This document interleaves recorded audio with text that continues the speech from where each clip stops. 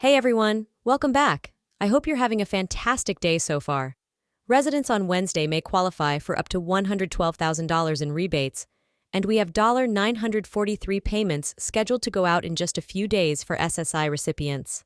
President Joe Biden has finally promised to shut down the border, expressing that he could do it on day one if a certain bill is passed. We'll cover that in a moment, but before diving into the main content, if you could help me out by giving this video a like, it would greatly assist with the YouTube algorithm. Also, consider subscribing to my channel if you haven't already. Alright, let's get into the main story of today's video. Biden's vow to shut down the border. According to The Hill, President Biden promised to close the border when it becomes overwhelmed if Congress passes a bipartisan border security bill. Biden emphasized that the proposed reforms would be the toughest and fairest in securing the border, granting him new emergency authority to shut it down when overwhelmed. Speaker of the House Mike Johnson, however, expressed concerns about the deal's terms, suggesting it might be dead on arrival in the House. Customs and Border Protection reported a record high of 32,344 encounters at the southern border in December, raising concerns about the situation. The question arises about when exactly the border is considered overwhelmed.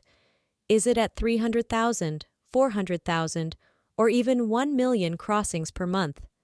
The lack of clarity on this matter leaves many wondering about the criteria for overwhelming the border. Moving on to another aspect, Senator Rand Paul opposes the proposed spending package, particularly the funding for Ukraine.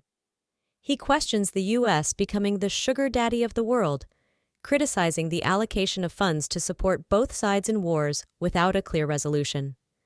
The $100 billion spending package includes funding for Ukraine, Israel, and the U.S. southern border. Republican lawmakers are pushing back against the Ukraine funding, advocating for larger border reforms instead. The debate also touches on humanitarian funding for Gaza and Israel, with concerns raised about how the funds will be distributed. Senator Paul emphasizes that the U.S. should not be expected to foot the bill for post-war cleanup without clear accountability. In the context of the U.S. debt reaching $34 trillion, the discussion on funding international affairs while neglecting domestic priorities is gaining attention. Critics argue that Senator Paul's stance against funding global conflicts is not controversial, but highlights the need for responsible allocation of resources. Shifting gears, Social Security payments are set to go out in a few days, with individual filers receiving up to $943 each month. Couples and essential persons providing care will also receive varying amounts, as outlined by the Social Security Administration. Finally, residents in one state have the opportunity to qualify for up to $122,000 in rebates. According to Newsweek, California residents may be eligible for various tax credits and income tax credits, offering financial assistance to those with yearly incomes of $3,950 or less. Now, let's talk about Biden's plan to close the border when it's overwhelmed, depending on the border security bill. Speaker of the House Mike Johnson isn't convinced, though. Border encounters hit a record high in December, adding fuel to the fire. Republican lawmakers, including Rand Paul, are pushing back against Biden's $100 billion spending package, questioning funding for Ukraine and Israel. Paul saying we shouldn't be the sugar daddy of the world, especially with our national debt at $34 trillion.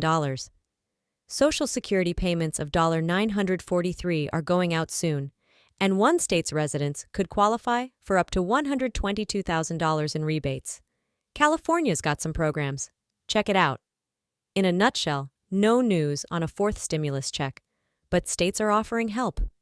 Give the video a thumbs up if you enjoyed it, and subscribe if you haven't. Catch you in the next one.